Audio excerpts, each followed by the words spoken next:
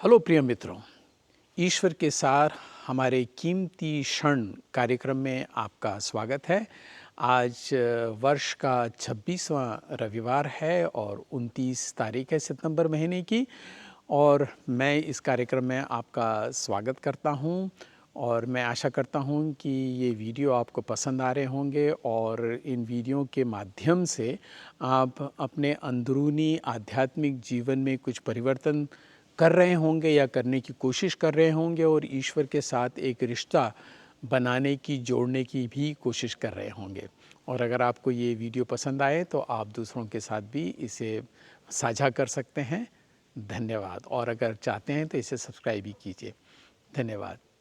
देखिए, आज मैं यहाँ पर इन 3 झोपड़ी नुमा या टेंट नुमा झोपड़ियों के सामने खड़ा हूँ, और इसका कारण मैं एक ही क्षण में आपको बताऊंगा, क्योंकि आज के पहले पार्ट में हम देखते हैं कि किस प्रकार मूसा ने जो उनके उसके साथ जो भीड़ थी उनके कुछ नेताओं को बुलाया और उन नेताओं के ऊपर प्रार्थना की, जिन्होंने पवित्र आत्मा को ग्रहण किया, और पवित्र आत्मा की ग्रहण करने के बाद वो भविष्यवाणी करने लगे।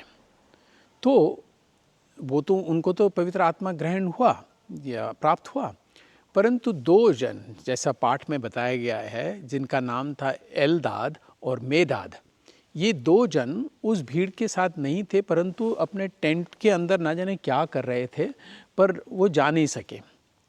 पर उनके ऊपर भी पवित्र आत्मा उतर आया और वो भी भविष्यवाणी करने लगे।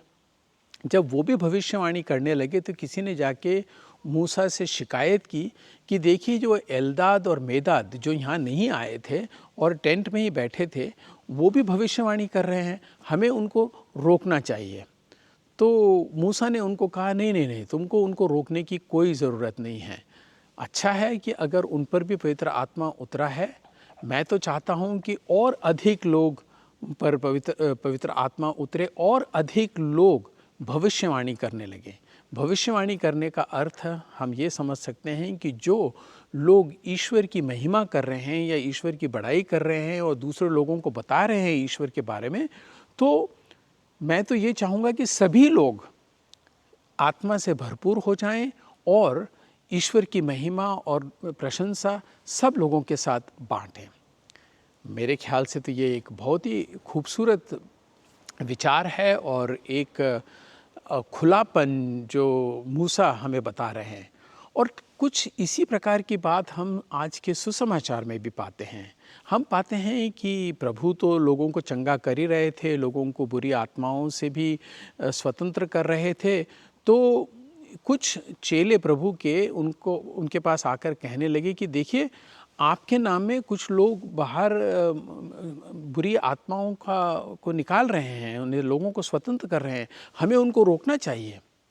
तो प्रभु ने उनको कहा, नहीं नहीं नहीं, उनको रोकने की ज़रूरत नहीं है, क्योंकि कोई भी जो मेरा नाम लेकर अगर बुरी आत्माओं से उनको चंगा कर रहा है, तो वो मेरे विरुद्ध नहीं हो सकता। मेरे ख्याल से दोनों पहले पाठ में और इस सुसमाचार के माध्यम से हम ये देखते हैं कि देखिए, पवित्र आत्मा और ईश्वर का आत्मा कितना महान है, और वो सबके लिए है। वो सबको चंगाई देना चाहता है, वो सबका भला करना चाहता है। चाहे वो हमारे साथ खड़ा हो या हमारे ग्रुप में हो या वो टेंट के अंदर ही बैठा रहा हो, या प्रभु के यीशु के साथ नहीं परंतु कहीं और जाकर वो भविष्यवाणी कर रहा होगा, वो सब को ईश्वर की तरफ से अनुमति है। जब तक वो ईश्वर का काम कर रहे हैं, सही काम कर रहे हैं, तो उनको ईश्वर की महिमा करने की, ईश्वर की बड़ाई और ईश्वर की बातें और ईश्वर की आज्ञाएं दूसरों तक पहुंचाने का पूरा अधिकार है, और ऐसा होना चाहिए। इस बात को मैं थोड़ा और आगे बढ़ाता हूँ। विशेषकर हमारे सिचुएशन में, भारत के अंदर जो हमारी स्थिति है, जहाँ पर हम दूसरे धर्म के सभी लोगों के साथ रहते हैं, कई बार मैं सुनता हूँ कुछ क्रिश्चियन लोगों का कहना है कि नहीं, केवल क्रिश्चियन धर्म ही सच्चा है। ऑफ कोर्स प्रभु यीशु क्रिस्त ने कहा है कि सत्य, जीवन और मार्ग मैं हूँ, तो वो बात बिल्कुल सही है।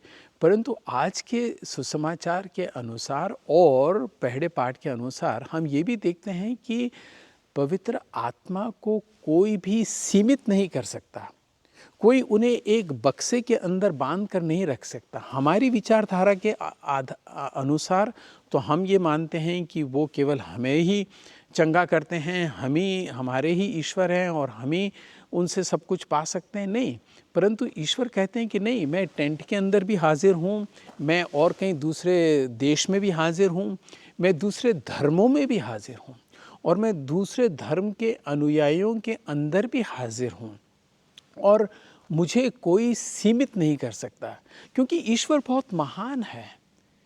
कि ईश्वर की अनुकंपा, ये पूरी जो सृष्टि है उसमें तो ईश्वर उपस्थित है ना। ईश्वर ने तो इस प्रकृति को बनाया है, इस सृष्टि को बनाया है। तो कैसे हम ये कहेंगे कि नहीं, वो केवल हमारे धर्म के अंदर ही सीमित है या केवल हम ही उनको पूरी तरह से जानते हैं? नहीं। जब प्रभु ने कहा कि सत्य, जीवन और मार्ग मैं हूँ, तो उनका ये मतलब नहीं था कि तुम इसी सत्य के कुछ अंश को दूसरे धर्मों में भी पा सकते हो। अगर आप जानते हैं तो वाटिकान की जो दूसरी महासभा हुई थी, उस दूसरी महासभा में जो 1963 से 1965 के बीच में संपन्न हुई थी, उसमें ये स्पष्ट रूप से लिखा गया था कि दूसरे धर्म के अंदर भी सत्य के कुछ तत्व मिलते हैं। सत्य के तत्व उन धर्मों में भी हाजिर हैं और उन सब धर्मों का हमें आदर करना चाहिए। हमें दूसरों को कंडेम नहीं करना चाहिए, दूसरों को नीचे नहीं गिराना चाहिए, क्योंकि ईश्वर की आत्मा महान है। और मैं तो ये मानता हूँ कि जो ईश्वर की आत्मा आप में है और आपने जो ईश्वर के हाथ से अनुभव किया है या ईश्वर की आत्मा का अनुभव किया है, उसकी महिमा जानी है, तो ये महिमा और ये आत्मा आप दूसरों को भी बताएं और बताएं कि हाँ, हमने ये सब ईश्वर से प्राप्त किया है। मैं आशा करता हूँ कि आप अपना मन, अपना दिल ईश्वर के लिए खोलेंगे और दूसरों को भी ये बात बताएंगे। मैं अगर आप चाहें तो इस चैनल को आप सब्सक्राइब कर सकते हैं। धन्यवाद।